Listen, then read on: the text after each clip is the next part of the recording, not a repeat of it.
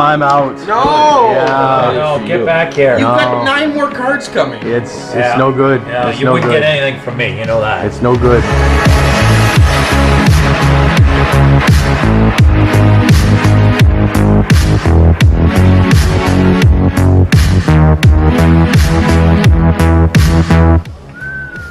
Split it up, Helen.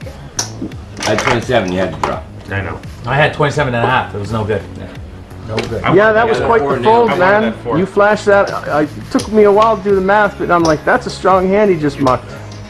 Yeah, the difference there is, see, I didn't have to think about anything because I had the nut, Good so I discipline. could just raise real quick. The other ones, I had to think about it a little bit, just I wasn't sure exactly where Greg's I getting was. his cards tonight. Nice nut.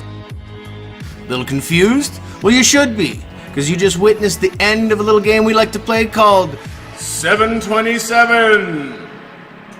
How about a closer look? Yeah. 727 is the other non-poker betting game we like to play. The object is simple. The closest to 7 gets half the pot, and the closest to 27 gets the other half. Every player gets 3 cards down. They choose one and they flip it up in front of them. The other 2 will remain a secret. Number cards are face value, but aces are worth 1 or 11 like in blackjack, and face cards are worth 1/2 a point each. So if you start with 10-6 ace or 6 king queen, you've just been dealt money. And if you're dealt 5 ace ace, you're getting a piece of both. First, there's a betting round, starting with the player to the dealer's left. After the bet, each player gets a chance to either hold with the cards they have or hit for another card face up. This action always starts to the left of the dealer. If you take a pass, you put a chip on top of your whole cards. Each time you pass, you add another chip.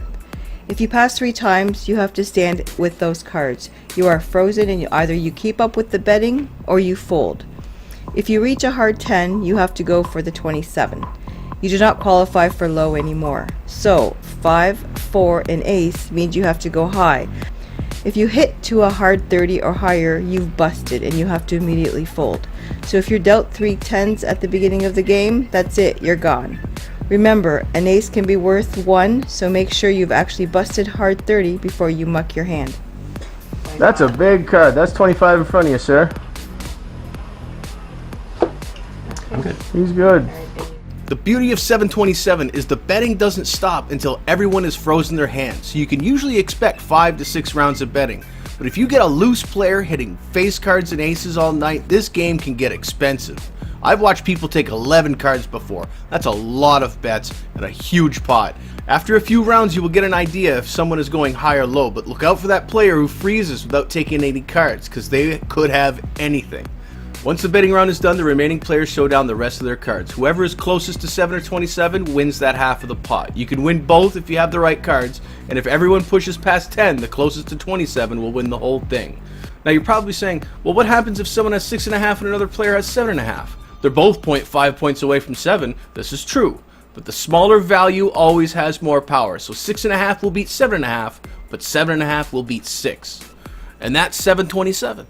Yeah, thank you.